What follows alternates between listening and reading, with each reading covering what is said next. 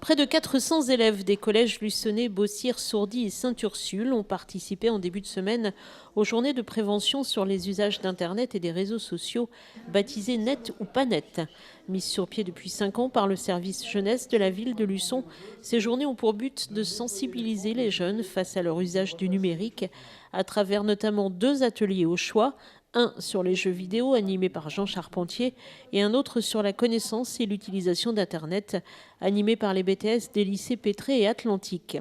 2 façons d'amener les jeunes à réfléchir, car si Internet fait bien évidemment partie de leur quotidien, il faut aussi parfois leur rappeler que cet outil formidable peut receler quelques dangers.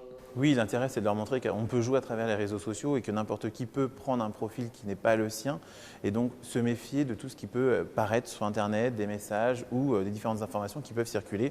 L'intérêt, c'est surtout de sensibiliser les jeunes et leur développer un esprit critique. L'intérêt, c'est qu'on essaye d'innover un peu tous les ans avec parfois des choix, parfois donc, des ateliers qui sont imposés pour l'intérêt de favoriser ainsi leur ouverture pour ceux qui sont déjà à l'aise avec les réseaux sociaux et ceux qui découvrent un peu plus les réseaux sociaux.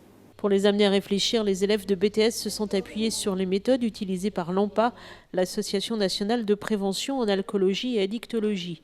Les jeunes peuvent ainsi s'exprimer librement et forcément la parole se libère et les messages passent beaucoup mieux.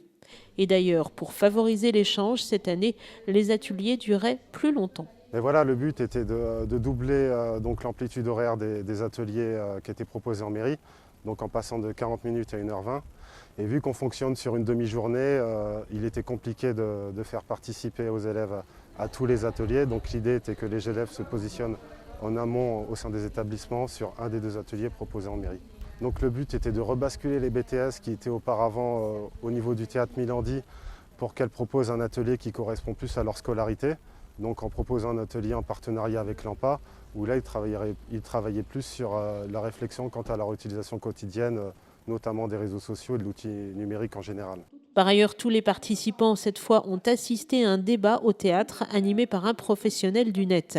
À travers des exemples concrets et surtout sans leur faire la morale, cette conférence, là encore, doit les amener à réfléchir et surtout à bien utiliser les réseaux sociaux sans tomber dans les pièges. Mon objectif, c'est d'être un mode d'emploi pendant 1h30 pour eux, sur comment utiliser sans difficulté, sans danger, ces outils numériques qui, bien utilisés, sont pratiques, mal utilisés, peuvent, tout comme une voiture, provoquer des dangers. C'est-à-dire qu'aujourd'hui, on leur propose des outils très puissants, très rapides. Je pense à Snapchat, Instagram, parce que Facebook, c'est un petit peu terminé, ça y est, en tout cas jusqu'à 12-13 ans, c'est un peu fini.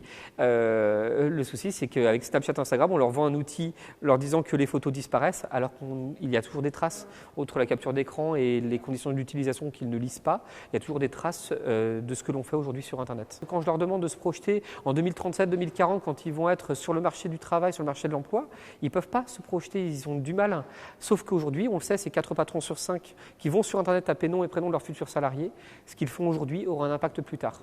Une conférence qui a passionné les élèves, en tout cas des journées de prévention qui sont indispensables pour éviter notamment le cyberharcèlement, un fléau qui touche actuellement 35% des filles âgées de 11 à 13 ans.